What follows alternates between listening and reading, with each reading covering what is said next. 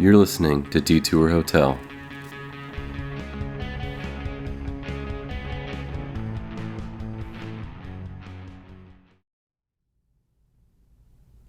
Chapter 1 10,476 Road ends in a crude semicircle bounded by 5 yellow concrete posts. It's a barely paved 3,000 feet of weedy right-of-way adjacent to busy rail corridors 3 miles northeast of downtown Nashville, Tennessee. Despite multiple no-dumping signs erected by local government, 10,476 Road continues to be a popular site for ditching used tires and light beer cans. It is also the location in which, early on the morning of December 20th, 2016, Kara Ann Harper's body was found. Investigators had difficulty noting the address of the scene of the crime. In summer, the primary entry point to 10,476 Road may be so choked with privet that its 2 pitted gravel tracks are concealed entirely. In winter, the beige hull of a 20-foot boat can be seen moldering in the box elders halfway down the embankment behind the STEM Magnet Elementary School. Locust and black walnut trees arch over the tracks in a loose parabola carved by the frequent passing of boxcars. Confined by a melange of dilapidated chain link, stark incisions of drippy Ordovician limestone, and polite suburban wooden privacy fences, 10,476 Road claims no billing addresses, though Clipperton Industries, proud fabricators of optical quality styrene and other nearly invisible items, has a paved connection at the back of its overfilled parking lot that's wide enough to admit a light-duty truck. Railroad companies use the eastern corner of Maplewood Drive to access the stretch for twice-weekly inspections.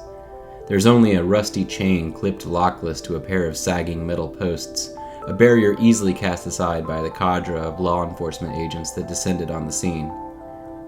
The state of Tennessee's Bureau of Investigation headquarters is less than a mile away as the crow flies, a fact that was not lost on the growing group of law enforcement officers. Captain Thomas Rawlings discovered the mystifying identity of their current location by dropping a pin on his mapping app. The comma separating the 0 and 4 wasn't present, and the road was truncated to RD. Corporal Felton looked over his shoulder and demanded that he zoom in to coax out additional details. There wasn't even a white line underlying the name, simply disembodied text. The crimson pin was stuck in the space between that typical segmented feature that denotes railroad tracks and the narrow white line of the nearby residential street. 7 police cars and an ambulance lined up single file on the pathway, digital or otherwise, with blue and red lights spinning quietly in the icy fog. Look for yourself, it says right there on Google, 10,476 Road, Rawlings pointed out to Corporal Vang. Vang, a man known for exhibiting the seen-it-all disbelief that most try-hard rookies can't avoid, leaned in to read the address and silently nodded in agreement. "I bet it's a prime number," Vang suggested. "It ain't. It's an even number," Rawlings shut him down. 47's prime, Felton suggested. "A lot of numbers are prime, Captain. There's got to be a website you can go to and put in a number and it tells you if it's prime or not," Vang said. "It doesn't matter how many prime numbers there are. 10,476 ain't one of them. I don't need a website to tell me that. It's math and it ain't changing." "Believe me," Rawlings said. Felton raised his eyebrow and shrugged a single shoulder. "Just making conversation," he said.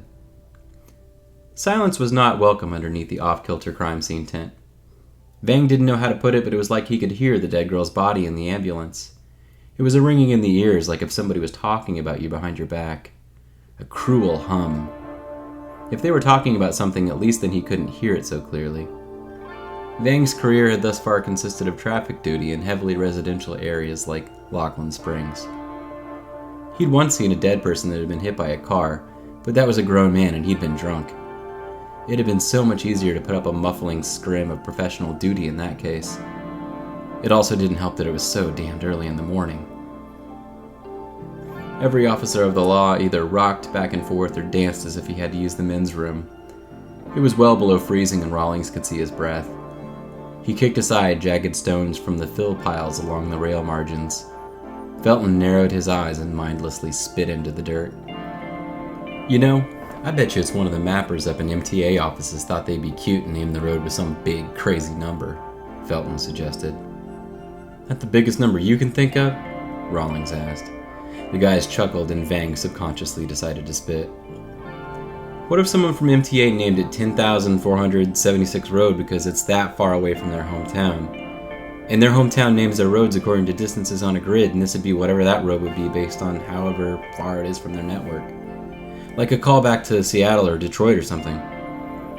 This was suggested by Sergeant Wells, who would gain notoriety later that winter for rescuing a suicidal woman from a surely fatal plunge from the Woodland Street Bridge. Though he accepted the attention admirably, the event was one among many that winter that would result in his resignation from the force. He blew warm breath into his hands and squeezed them as his comment was digested by the crowd. Well then, whoever named the street's an awful long way from home, Rawlings said as he clicked a ballpoint pen in and out.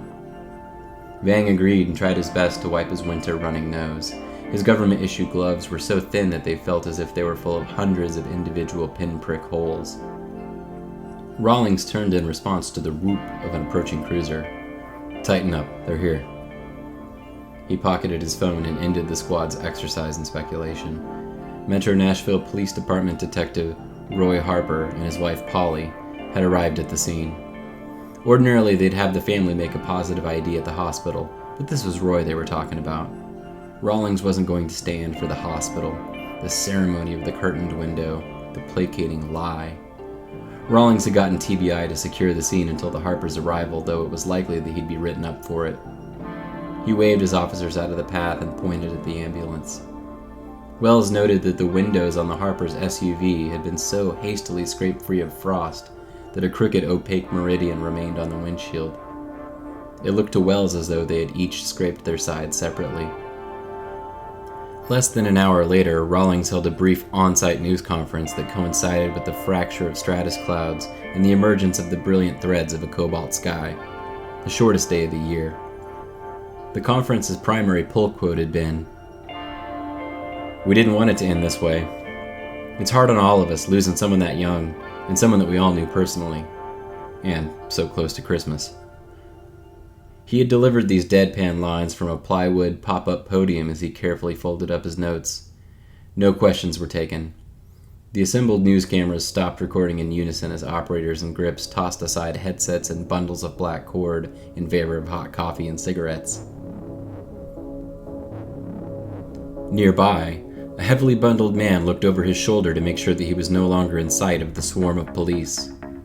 He was walking along a ratty but straight footpath about 2 minutes south of 10,476 Road's gravel terminus. That wasn't very far in cop distance. Sometimes they would follow you for days after they told you that you were free to go. At least that had been the case back in Texas.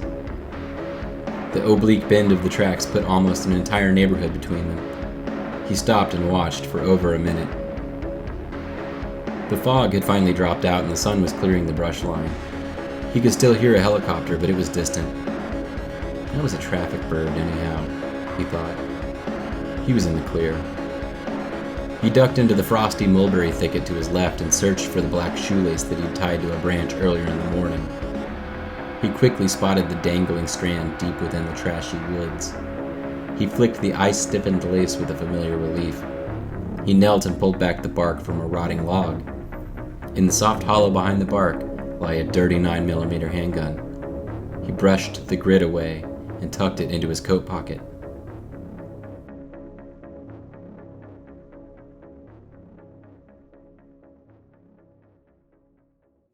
Chapter 2.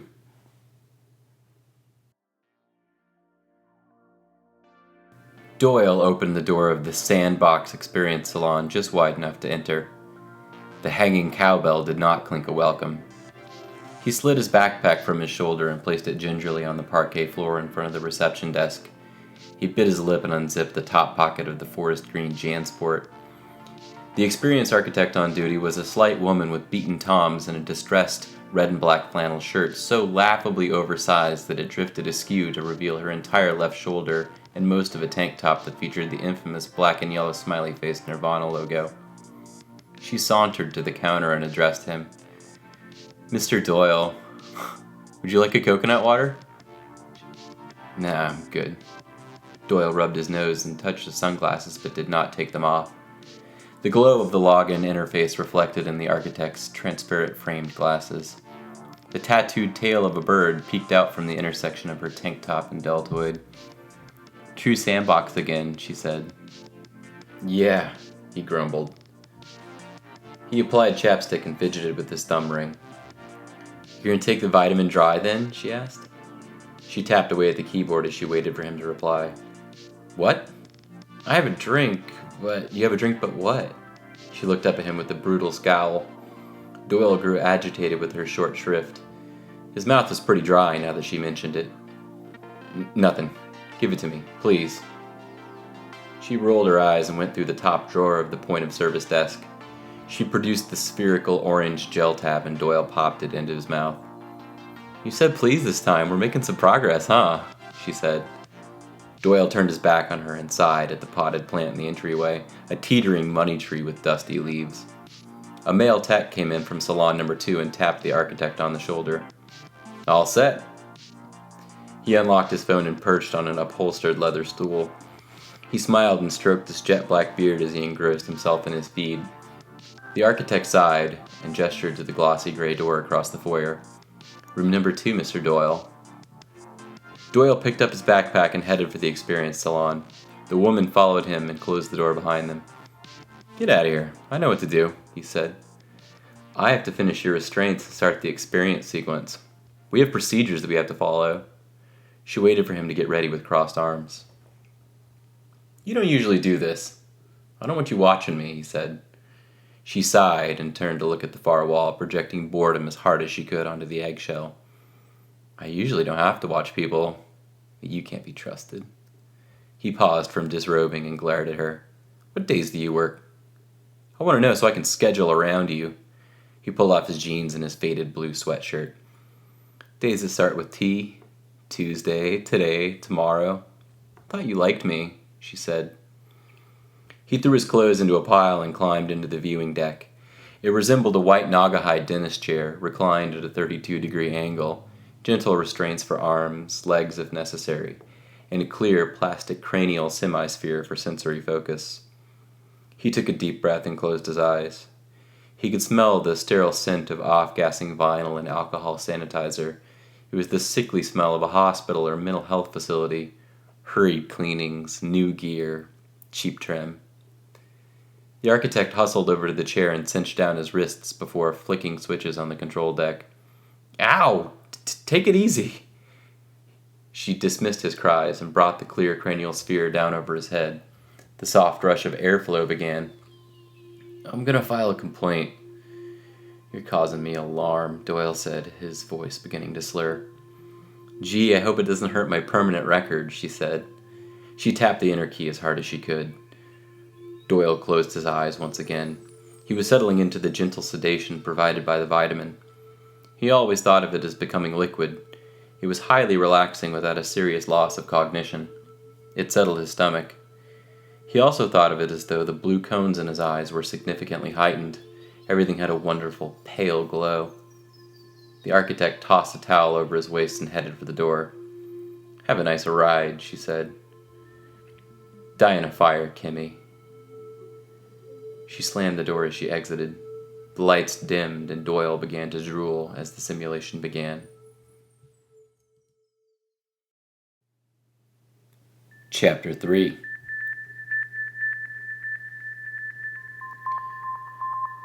Roy Harper took a deep breath and opened his eyes. E, C, F, A, G, X, he said. Good. Okay, which is better, 1 or 2? 1, 2, the optometrist's technician asked.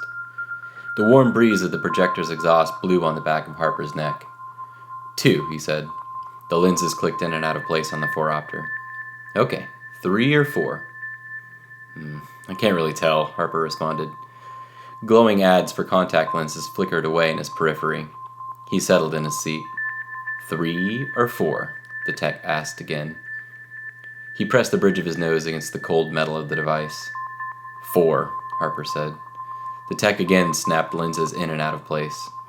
"And 5 or 6?" the tech asked. "6." Harper tapped his fingers on his legs. The tech stood and pulled the phoropter away from him. She retrieved an alcohol wipe and scrubbed the interior face of the device with an absent-minded flick of the wrist. Her well-worn scrubs had depictions of lemon and orange slices. "Easy as pie. Let me go get Dr. Golden and you'll be on your way." She vacated the room and left Harper in the semi-darkness. He leaned forward and rubbed his eyes. He examined a fuzzy version of himself in the mirror across the room. Sandy beard, lines from the corner of his nose to his chin, hair too long and mostly white. His father had a full head of brown hair until he was 60. Harper leaned his head back and looked at his neck. Golden came through the door with an armful of insurance papers and his trademark persistent grin. He was far past retirement age, but simply loved his job too much to quit. "Roy, how are you?" he asked. Harper stood and gripped his hand. Golden lingered in the shake until Harper spoke. "Holding up." Golden took a seat on the black rolling stool. He clicked around on the computer for a moment and fished around in his pocket for a pen. "Trying to get in with some fresh insurance? January's our biggest month. Everyone jumps in on their new pot of money," Golden explained. Harper settled back down on the exam chair. "Yeah, I suppose. My near vision's going to hell," Harper said. Golden shuffled through the text notes. "That's normal in your 40s. Looks like your distance vision took a hit as well. We'll get you set up." Golden scribbled on the notes as he spoke. "Thanks." Harper looked at his shoes as he waited for the end of the appointment to come. He could barely stand the bland scrutiny of medical exams. It was a mirror with additional information. You had to rely on someone else to tell you how decrepit you'd become. "It's been a while since you've been in here. I reckon the last time I saw you was when you brought in Carrie Ann the last time, if you don't mind me saying it," Golden said. He looked at Harper in hope of stirring him for the better or worse. Harper snorted. "Well, it's been since last spring, maybe." He cracked his knuckles and flexed his hands. "Has there been much progress in the investigation?" Golden asked. He crossed his legs and pulled his lab coat to the side. "It looks like it's heading for cold case. Toxicology will be in next week." Harper coughed and adjusted his belt. "I have some hunches about what happened, but it's hard to spend time on it. I'm just getting back in the swing of things." "The righteous never perish. It's the wicked that suffer. You can count on that." Golden stood and pocketed his pen. "I sure as hell hope so." "You want to come back and have us dilate you? You can elect not to, but these days we do it once a year to make sure our photos are good and make sure nothing's wrong back on your retina. For macular degeneration mostly. Here in a couple of years you'll want to start monitoring that, especially if you drink." "How often do you drink, if I might ask?" Harper narrowed his eyes. "More than I ought to. I didn't drink for a long time, though. It might be a phase. I'm sure you understand." Golden didn't flinch. "Moderate drinking's 10 to 12 drinks a week. It's less than people think." "So, did you want to have us dilate you?" "I'd rather not," Harper told him. He stepped out of the exam room and Golden followed. Golden took him by the elbow. "Roy, it's good to see you again. Justice will prevail. If not in this life, then the next one. Give this to Melissa up front. I hope to see you again. God bless." Golden adjusted his glasses and beamed a particularly wide smile. Harper nodded and headed up front. A wooden carving of the state of Tennessee hung lopsided in the hallway. Melissa was waiting for him behind the formica bunker of the front desk. "You want to go pick out some glasses over there today?" she asked. Harper handed her the prescription paper and put his hands in his coat pockets. "Nah, I think I'll do them online. Sorry to say it," he said. Melissa wrinkled her nose. "Better selection anyway. No shame." She set about checking him out of the appointment. Harper's eyes wandered over the dozens of magazines arrayed on the coffee table. He couldn't read a damn word on any of them. Melissa handed him the receipt and he made for the door. It was late afternoon dusk in the west end of Nashville. Bundled Vanderbilt students brushed past Harper as they scurried toward a host of themed trivia nights, student mixers, and happy hours. They wiggled with a frantic glee as they walked, smiling and scarfed, futures far ahead. Salt had stained the sidewalks and the hospital rooftop vents were steaming.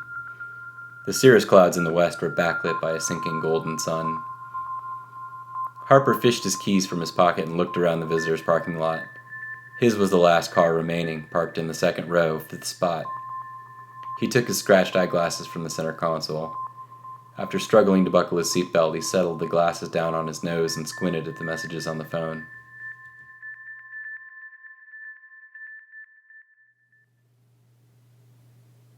Chapter 4.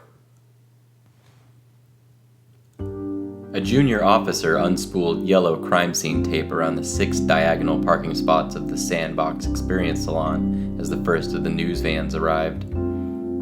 The officer waved them down the block to an empty lot before tying the torn edge of the yellow plastic into a granny knot around the post of a stop sign. Official vehicles quickly accumulated in the cool afternoon as flocks of north-flying geese honked overhead. Inside the Experience Salon, Doyle's index finger dangled inches above the parquet floor.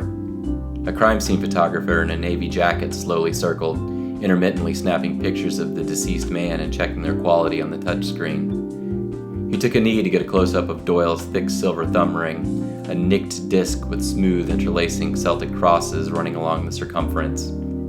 Detective Horatio Reynolds sighed and walked back out to the lobby and removed his latex-free gloves. I'd imagine this happens at jack joints like this all the time. A guy comes in here thinking he's ready for it. He buys the package where you get a virtual three-way with Russian twins, and 2 minutes later, he's got an aortic coronary, Reynolds said. Fleet, his lanky partner of 9 years and change, wasn't convinced. Fleet jotted notes and half-heartedly noted Reynolds' insight. Is that the kind of thing he ordered? Fleet asked the attendant on duty. The attendant chewed his lips and shook his head. I didn't actually work him up. Our architect did. I've just been watching the front desk till the guy was through. He was the last client of the day.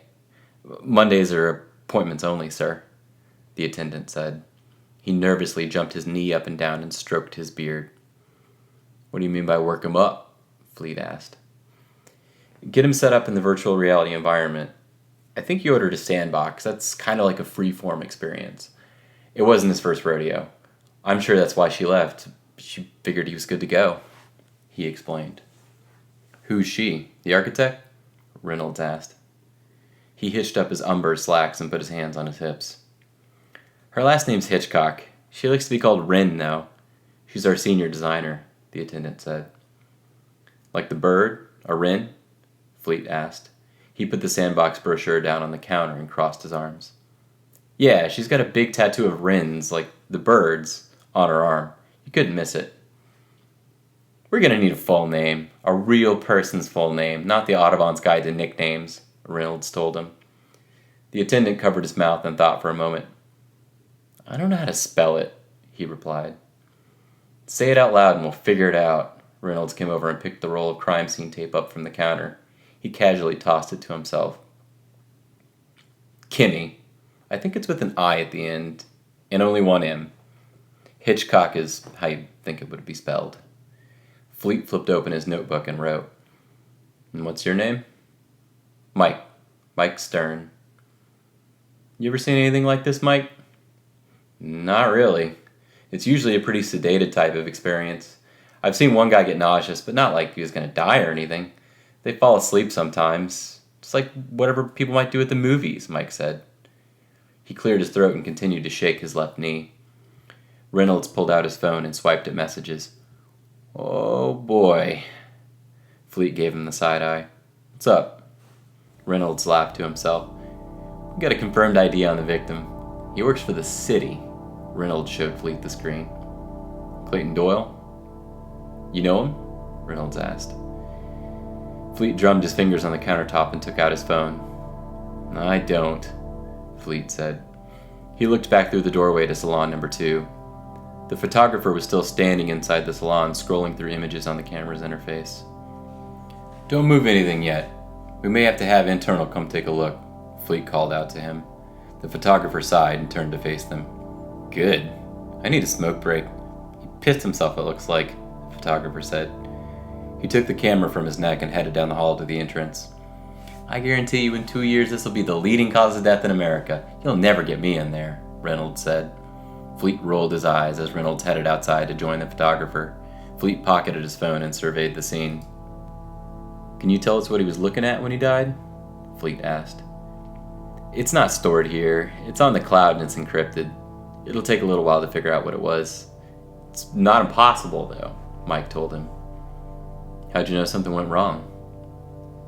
I got a notification that he had ceased to interact. Essentially that he woke up. That's normal. We're supposed to go touch up with him a couple minutes later and make sure they're up and on their way. I took a couple minutes to let him get up and around, then I went in there and he was unresponsive, Mike explained. Fleet watched the neon tubes gleam and glow in the shape of a number 2 above the door. You guys make people sign a waiver?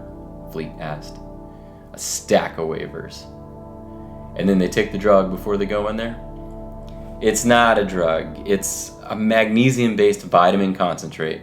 It's more of a placebo than anything. Mike ran his finger along the edge of the counter. Fleet clicked his pen closed. Say, Mike? Mike nodded for him to continue. You mind if I take one of those vitamins to the lab? Mike dug around in the drawer beneath the counter and produced 2 of the orange pills. Take one to the lab and take the other one before you go to bed tonight. Like 20 minutes before. You'll understand. It's no big deal, Mike told him. Yeah, we'll see about that, Fleet said as he tossed the pills into a small yellow evidence bag. Hey, can I ask? How tall are you? Mike asked. Fleet sealed the evidence bag and put it in his coat pocket. 6'6"? Is your next question about playing basketball? Fleet asked. Mike darted his eyes away. Fleet chuckled. I did a little bit of that. It's hard on the knees, Fleet said. Mike nodded with his entire body. Fleet gave Mike a long once-over. Closed body posture. Crossed arms for almost 20 minutes. Shaking his knees. He was hiding something. Is there anything else you need to tell us? Fleet asked. He put his notepad away and slowly leaned closer and closer to Mike, almost imperceptibly so. This was a coercive trick that he'd learned from the first partner he'd had as a junior detective, the improbably named Lionel Shadetree, a tweed-wearing man that was a walking buffet of irony-free adages. Shadetree would often stand on tiptoes and shout, "Make him feel like you're already closing in on him," into Fleet's shoulder before breaking into a manic fusillade of wheezing laughter. "You gotta get up in there, make him feel guilty," he'd insisted. Like much of Shadetree's advice, the method of robotic looming was corny, but it worked. Fleet loomed closer as Mike sucked his teeth and took a deep breath. There was another guy that you need to know about. A lot like this one. I can't give any real details because I wasn't here that day. You'll have to ask Ren. I'm sorry. Fleet didn't take out his notepad. He settled back and nodded his head. Thanks for your cooperation, Mike. Fleet took a step back and pulled out his phone as Mike stretched his legs and unfolded his arms. From the corner of his eye, Fleet noticed that Mike had sweat completely through his shirt's armpits. Chapter 5. Kevin was jolted awake by a leg jump tremor. He was among the wilting forsythia bushes between a fence and an ATM drive-through lane for a regional bank. The lingering smell of oil distillate hinted that he was near the Nations. It was almost 7 a.m. on a crisp Monday morning, and an acutely intense motorcycle had just ripped onto Charlotte Pike with enough verve to cause 2 backfires. Kevin stood up, sorted himself out, and pulled his belongings from the foot-wide space between the dumpster enclosure and the bank's edifice. He's got 6 cigarettes left in his pack of Natural Americans and 2 changes of clothes in a black polyester satchel. Floating around in there with the clothing are a handful of permanent markers, a set of silverware, a toothbrush and comb, a small handgun with 4 accompanying bullets loosely bouncing around in a box, a stick of deodorant running so thin that the pasty white surface is falling through to the plastic waffle pattern underneath, and a folder with 6 crinkled documents. He threw the deflated-looking satchel over his shoulder and headed east on foot. His bloodshot blue eyes scanned the 3x3 squares of sidewalk for flashes of value as he came to life. 2 blocks away, he doesn't break stride as he pulls an ear of cardboard from the recycle bin behind the Sonic. He folds it in 2 and tears it along the beaten edge as he walks against a strict orange hand consisting of 29 individual dots that warns him of non-existent cross-traffic. He tucks the 6x12 sections into the open satchel and lights a cigarette. According to the orange LED sign on the bus shelter, he had 6 minutes until the number 10 MTA bus arrived. That meant 22 minutes, give or take a few seconds until he'd arrive at Felicia's apartment. The nicotine buzz was fantastic, and he was composing a truly amazing drum solo in his head as the bus arrived. Felicia Black is an early riser that routinely listens to vinyl selections from indie stalwarts like Rilo Kiley and Sonic Youth as she slavishly downs coffee. She claims never to get hangovers, but rarely wears anything but pajamas. She's 5 foot even, but rounds it up to 5 feet 2, and the second you glance at her hair, she'll deflect with combative defenses about her curliness burden and the related stripes' effect on her humor. A delicate incarnation of Ignatius Riley, she's occasionally a good sport about her indignity. Her apartment is an A-shaped 2-room studio above her uncle's garage, which occupies the eastern quarter of a lushly vegetated half-acre hillside spread. She is, and has been for some time, living on the variety of other people's money and good graces.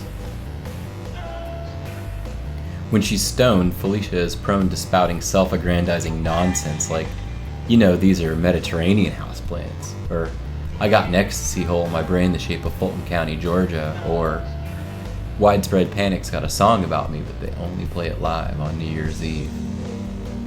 One of Kevin's personal favorites was the oft-repeated, I'm the only unemployed millionaire from Kentucky, and I'd like to keep it that way.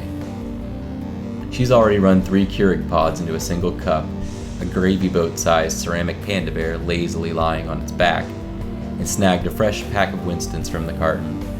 She's been bobbing around impatiently on her uncle's garage apartment balcony like a spoiled Himalayan for nearly 30 minutes. You're late, she says as Kevin walks up the dewy driveway. She smoked a 100 to the butt and flicks it down at him as he arrives, all smiles, pockets jingling with change. She meets him at the top of the stairs with a heavily physical embrace, but no kiss, cheek or otherwise. She drapes herself on Kevin.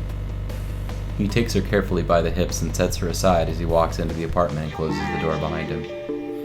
You need a shower, she said as they parted. She slinked off to sit askew on the wicker satellite dish of a chair. It's heaped with colorful blankets. Kevin thought that he agreed out loud, but wasn't sure. Time wasn't completely adding up at this point. It's a nice day out, he'd actually said. It's fucking cold, she replied. He shrugged off her slight. His face was numb, and the glowing jewel of a shower beckoned. He stripped down without hesitation and jumped into the plexiglass triangle in the northwest corner of the room. The tiny shower window was open a crack. It displayed a severely white warning. The interface of steamy air and the infinite well of nature beyond forced a thickening vapor drop that left the marble sill soaked. You want to help me figure out what to write on my signs for today? He shouted to her. What'd you have yesterday? She asked. She flexed her exposed toes, picking up a paisley blouse with the first and second toe of her socked right foot. I had one that said, why lie, I want pizza. That one was good. The other one just said, God bless. That one's a crowd pleaser. People always give money if you say God, he said.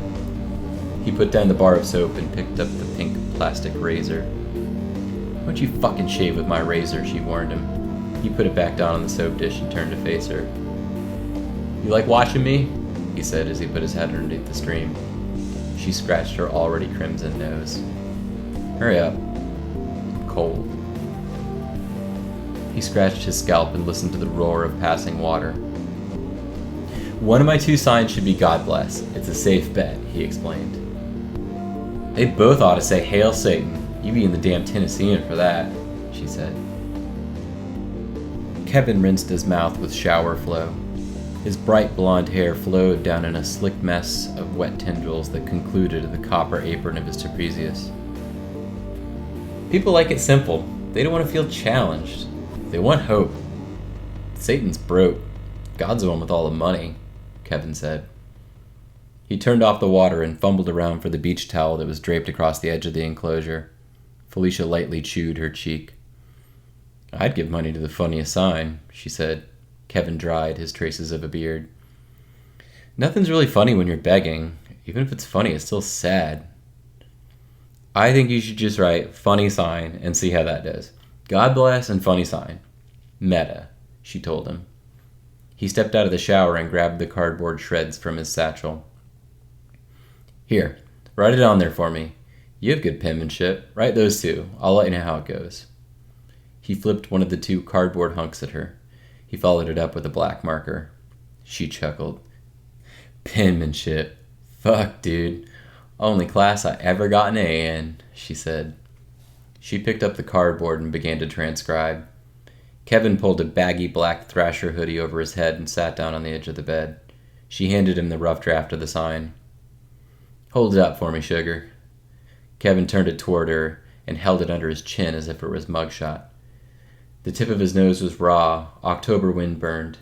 He hadn't seen a dentist in 3 years. His gaunt surfer aesthetic was losing fidelity in the absence of salt. Gray days were thinning him up. Felicia rubbed her chin as a wave of nausea overtook her. Funny sign. Clever. Kevin put the sign down on the edge of the bed. She leaned her elbows into her lap and aligned her face with the floor. She rubbed her cheeks as she felt the vicious flush of withdrawal. An arc inside of her skull itched in a truly unforgiving way. It stretched from her molars up behind her eyes and all the way up to the chakral tip of her head. He leaned down to within an inch of her black tangles. You good, girl? She shook her head no. You got goods? She nodded her head yes. Is it in the caboodle? He asked. She nodded her head yes. He tried a swallow that was too dry to be effective. You should have told me you didn't feel good, he said. She snorted. Just get the stuff. Kevin opened her purple caboodle.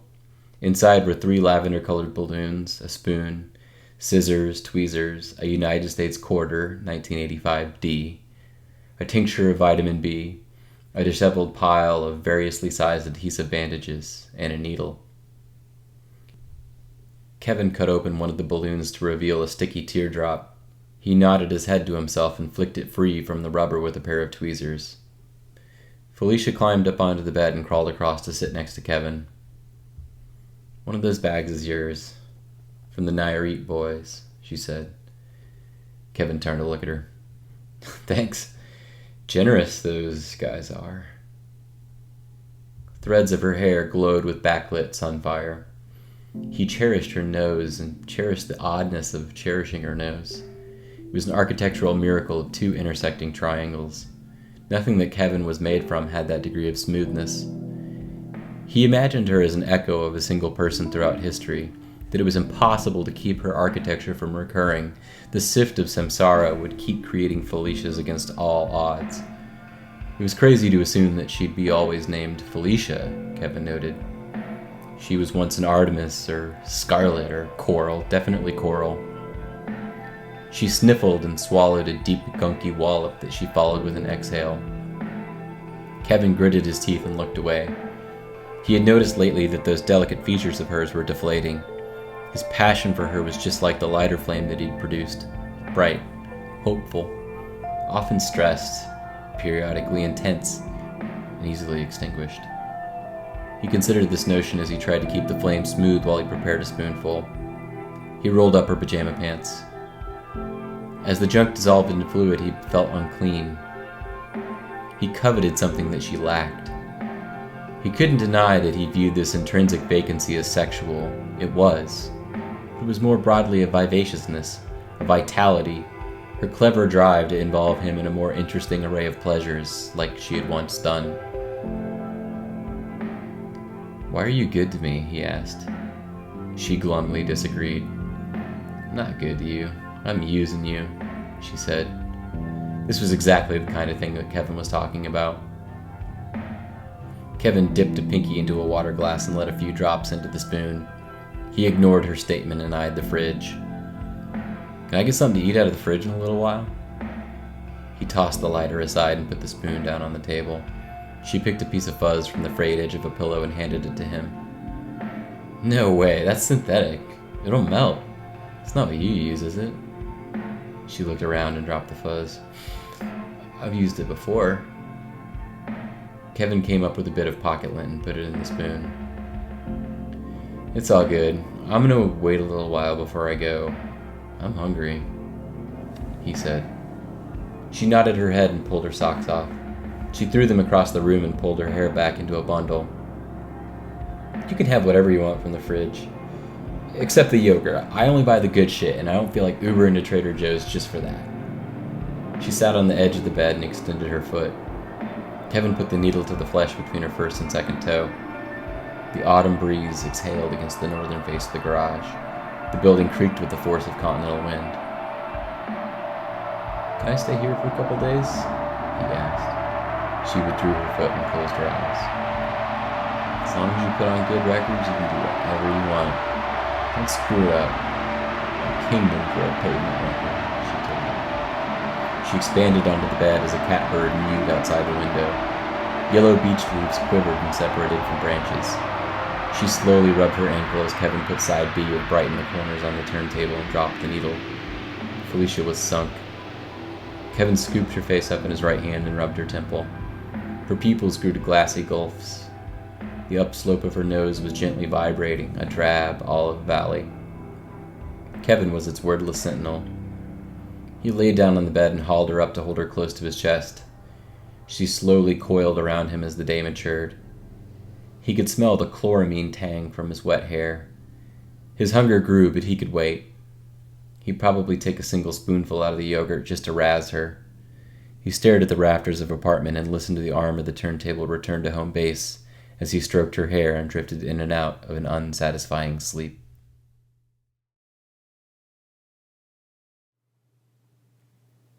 Chapter 6. Harper struggled to close the back door of his car with his foot. He breathed hard and squeezed the grocery bags back on his arms until they piled below his elbow. One last kick got the door clicked into place.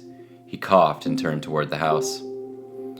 The autumn annuals had faded into desiccated tan splats atop the black mulch.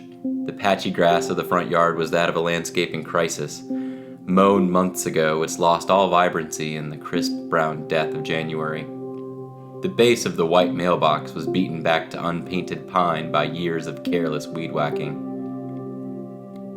The two lots next door were being graded for spring construction, tall and skinnies born from the teardown of a brick bungalow. $400,000 spacecrafts out of a California lead AP handbook for how to live the new suburban dream. Investment money yuppies, alien races as far as Harper was concerned. Harper fantasized about giving fiery anti-development speeches at public zoning meetings, but didn't lately have the energy that interacting with the general public required.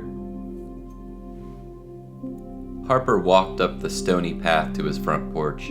He fished for his keys in his pocket and dipped one knee to get a proper angle. His hand quivered as he aimed the key for the slot. Beyond the smudged white door was a darkened home bereft of half its original furniture. One couch faced a cathode ray TV. Pictures of Kara Ann were everywhere. The kitchen sink was full of Tupperware and dirty pans. He nudged on the kitchen lights with his elbow. He unloaded the bags onto the kitchen table and took a deep breath. The dining room fan dutifully accelerated into a spin. He removed a blue and silver highball glass from the hutch and put it on the counter. He took a single ice cube from the freezer and placed it in the glass. In the cabinet under the hutch was a new bottle of Uncle Gwen's 100 proof whiskey. Harper peeled away the plastic seal and uncorked the lid. He filled the glass until the level covered the ice cube. He gave it 2 spins and sucked down the hooch. He wiped his brow and looked out the window into the backyard. Kara Ann's swing set was pale blue with ashy, exfoliating paint. The cypress vine winding up its struts had withered into a quaking burlap net. Flares of onion grass were the only thriving species, rising in wild bundles here and there across the clay expanse. He took the optometrist's receipt from his pocket and searched for the copay. $25 and his vision was going to pot. At least he didn't get a parking ticket again. He let the receipt flutter down to the tabletop and grabbed the bottle of whiskey. Harper filled the glass above the ice cube once again. 2 swirls and down it went. The cube was nearly half the size it had been a couple minutes ago. His eyes watered. Damn it. 1, 2, 3, 4. Ring around the rosy, pocket full of posies. He ran his finger up and down the edge of the bottle as he muttered.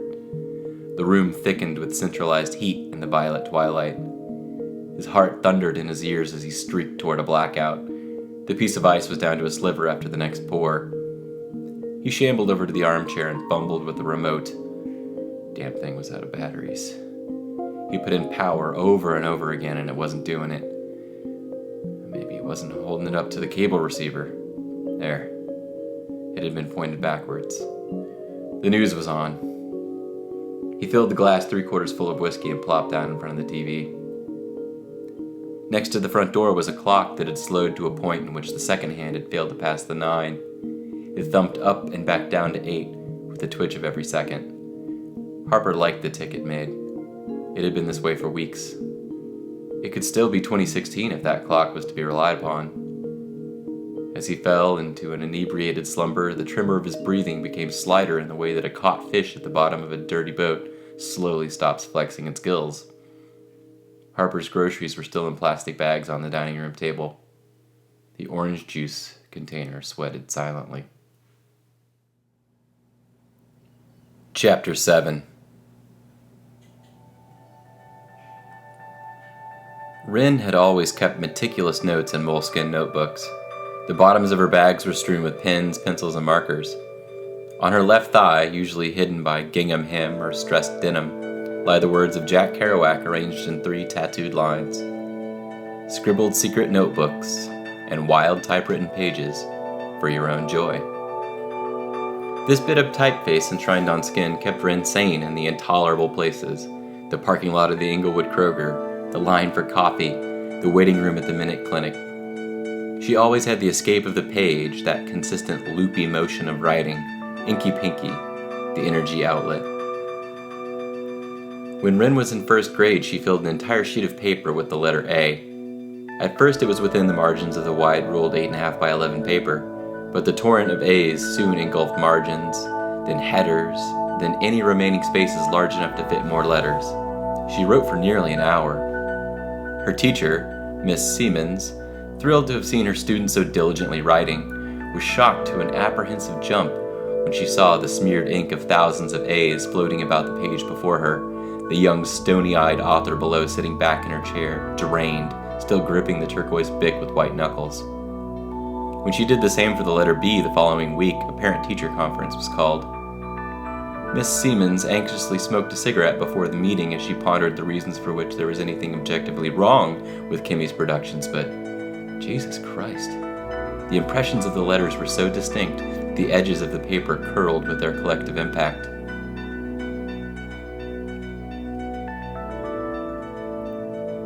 Rin checked into the front desk of the Magic Eye Experience Salon and dug out her phone and headphones from her bag. She pulled the headphones over her ears and sat down on the taut leather of the waiting room bench. The hallway floor was that type of heavily sealed concrete that inhabits a terrible halfway point between yellow and gray. Rin stared at its glossy plane as she pressed play and focused on creating the appropriate avatar for her experience with Harper. She took out a notebook and feverishly wrote. Aesthetic of glass blocks with grout and neon under a quiet night sky. Misunderstood girl in a polka dot dress with wrist tattoos vigorously dancing to indie pop. Core mode of expression, disappointment. Animal number 1, octopus. Clove cigarettes, an uncomfortable mattress, and her parents are fighting. Animal number 2, kitty. No hope for geometry. That girl in 2007 that was writing notes to strangers and how she looked at me when I asked her what she was doing. That dream where you're running downhill, water flowing out from beneath stone, the Norfolk apartment. I honestly don't know how other people perceive how I feel at any given time. She was on the phone receiving news about her boyfriend. He had a head injury. She spiraled off into a memory of being 18, a month into college, confident in working at the stupid coal-fired pizza place in Portsmouth, Virginia, weighing something like 102 pounds, just another kid pressing the worn-out buttons on the cash register. 1, 5, and 9 were beaten into an illegible diagonal cross from adept servers jamming 1, 5, 9, 9 100 times a night, whereas 3, 7, and 8 were pretty much factory smooth.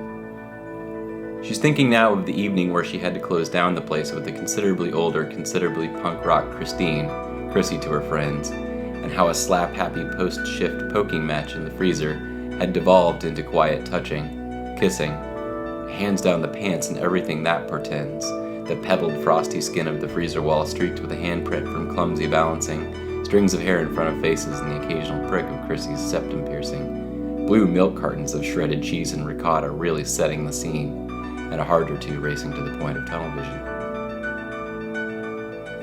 Chrissy quit 2 weeks later after her boyfriend went into a coma or something, and they were never alone again despite so many totally obvious attempts on Wren's part. Even now, when aroused, Wren often felt cold. She had stopped writing in something like fondness. She jumped with the realization of her wandering. She intentionally recalled the silly, repetitive diction exercise taught to her by her first stepdad, the rapid-fire enunciation meant to dispel a lisp without, hopefully, a visit to the speech pathologist. It was still her power word, her get-in-gear jump start. She gleefully wrote, "Photosynthesis, photosynthesis, photosynthesis," as she remembered the back seat of the car on long car rides to Nevada, diesel fumes and 108-degree Mojave heat, the little golf tee-shaped door locks, missing her bottom two front teeth and shouting photosynthesis over and over again as he coached her. She put pen to paper and continued her march to free association. She smiled as she drew a turtle. "I honestly don't know how other people perceive how I feel at any given time. Animal number 3, a clam. You'll be as happy as a clam. I didn't believe what I was supposed to. List of greens, olive, jungle, spring, viridian, sylvan, grass. The silver spray-painted stump that Clara has in her living room." She placed the pencil parallel to the spine of the notebook and squeezed her knees together. She shook her hand to cool it down as she stared at the far wall and took deep Vipassana breaths. She gathered psychic courage. She traveled through stillness. She collected timelessness in what she imagined as a beach bucket, with a lime green plastic shovel, polka dot bathing suit.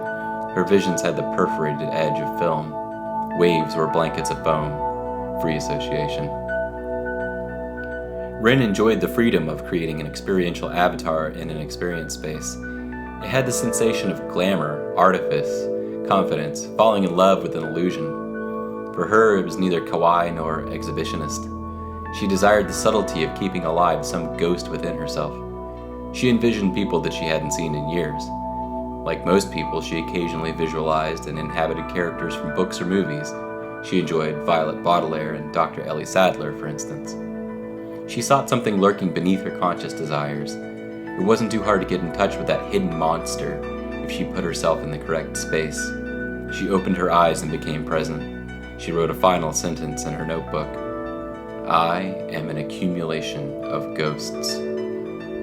She tossed her items into her crossbody bag, swallowed the vitamin, and stood.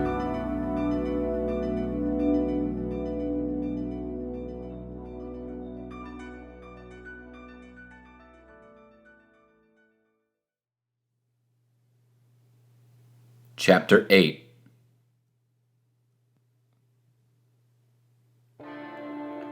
The streetlights on Gallatin Pike go from red-green cycles to flashing yellows at 11 p.m. every night. During the 2015-2016 hockey season, the Nashville Predators averaged 16,971 attendees per game, 20th in the National Hockey League. The ideal gas constant is 0.082057 liter atmospheres per mole Kelvin. These are rigid observations, empirically solid yet dull components of the diffuse truth of the observable world. As Wren dutifully documented these phenomena, they came to represent a fine aggregate, a dust of individual diamonds, kernels of data that could compose greater truths and underlie vast mythologies. Ever the empiricist, Wren was conscientious about turning into the stereotypical conspiracy theorist with a corkboard, twine, thumbtacks, and photographs, the obsessive maniac that got too close to the sun, to the capital T truth, using cognitive dissonance to deny cognitive dissonance. She was worried that spending way too much time on Reddit was somehow carcinogenic, and in an almost religious reverence, kept a framed picture of Dana Scully behind the desk at Sandbox. She feared getting lost in the noise, yet she undeniably loved these tiny truths, the mechanisms and relationships that were nearly invisible, structural, reliable, facts. Every day is a new day. A broken clock is right twice a day. Better late than never. These are facile notions, or defensible agreements, debatable but safe. They are borne out by countless situations, and in that way they are eerily scientific. They are everything but mysterious. They're self-evident. They just are. Mystery was an unbearable concept for Harper. Impatience and irritation always accompanied the confrontation of ambiguity. He preferred to build a constellation of intuition. Each experience was a tool in the garage. His past would guide him. The answer was already there. Within his past there lay every combination of scenarios and feelings that he would need to operate. He would often pore over that wisdom for lessons or koans to share with mentees or colleagues. The older that he got, the more he felt a kinship with these colloquialisms and cliches. Robbing Peter to pay Paul, sucking hind teat. You are what you eat. He had been in enough situations to equate scenes and characters with those statements. They were much easier to employ with the advantage of advanced age. He hadn't fully accepted that he was a dad that said dad things, yet he wasn't truly sure if he was a dad anymore without Kara Ann. He was waiting on his phone to tell him when daylight savings had occurred. Facts for Harper could be denied, remeasured, or ignored. His preferred mode of expression consisted mainly of truisms. The Toyota Camry is America's #1 mid-class sedan. Seeing an owl at night is a bad omen. Every day, you're the oldest you've ever been and the youngest that you'll ever be. Kevin was a big believer in belief. The subjective affirmation is validation. But observation, verification, and internalization were key to ground oneself with the true experience. Presence. Kevin called it being sub-religious, having the faith of a seeker in all tasks. Kevin wasn't superstitious, but he knew that his phone was listening to him. He'd gone a long time without one. How the heck did this thing suddenly know that he liked pickles? Did it know more about him than he did? That was entirely possible. He shunned permanence. He wanted to be proven wrong. He wanted to learn. He was a terrible gambler. He just wanted to have fun playing the game. He wanted to see the game for what it really was, even if that meant being fooled repeatedly along the way. After seeing the ad for pickles, Kevin went ahead and bought a jar of the very brand and size that was advertised to him.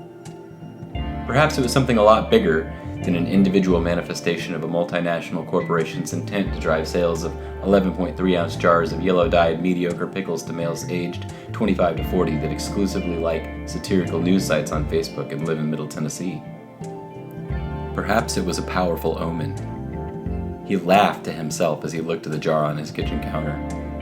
He was sort of afraid to open the thing. Many facts have deeper implications.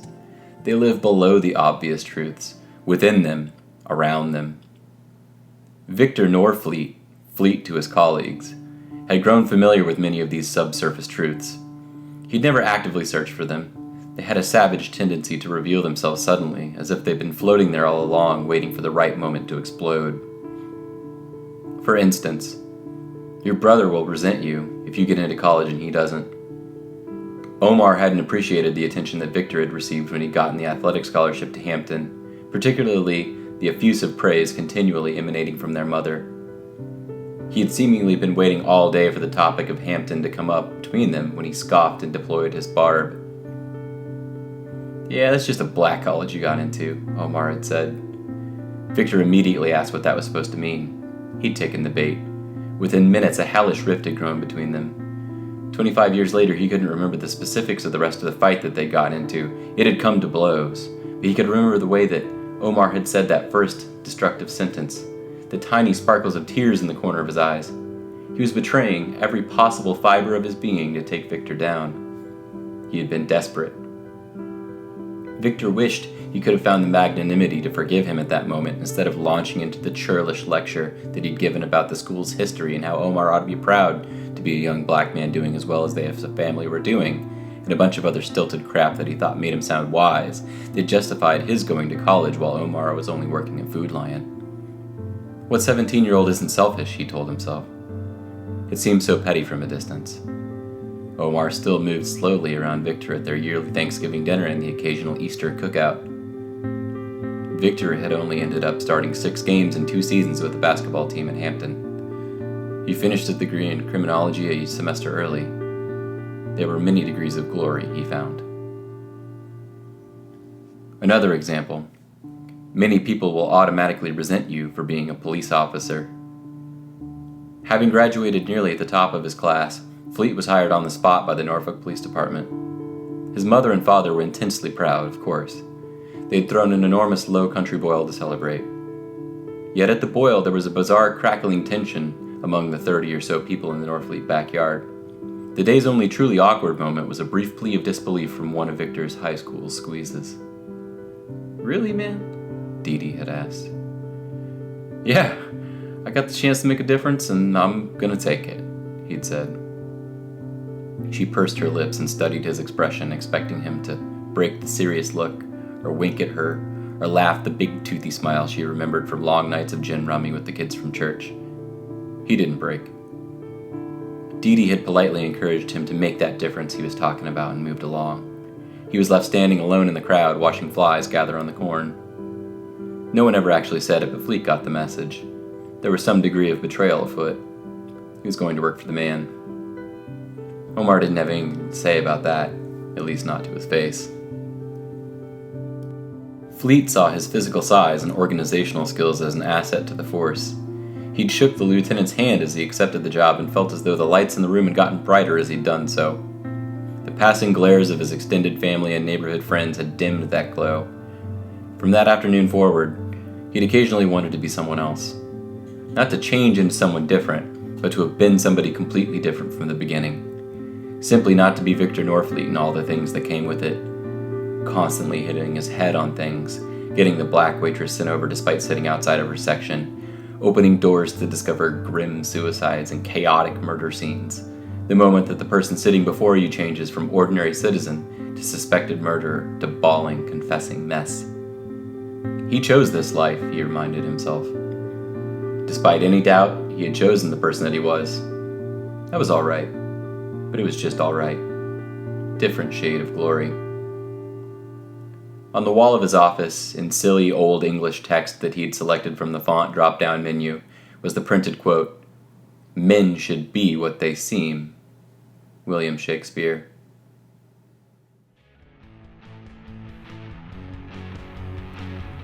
On the next Detour Hotel.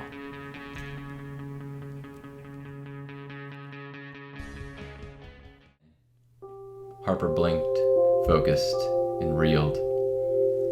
"Hi, Dad," Kira Ann said.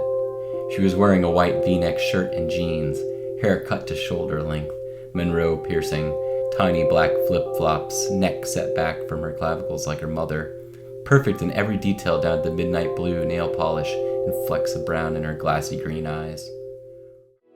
"You might have rescued me, but you didn't save me," she said. Wells winced as the words cut through the night air. She disappeared behind the threshold of the ambulance bay. Detour Hotel is written, recorded, and produced by me, Aaron Rogge, in rainy Nashville, Tennessee. Additional music by Lee Rosevere, Airglow, and Soft and Furious, licensed under Creative Commons 3.0. This work is adapted from a novel of the same name, by the same person, and is a work of fiction. Any resemblance to real people or occurrences is a coincidence. Paperback and Kindle versions of Detour Hotel are available on Amazon. Thanks for listening.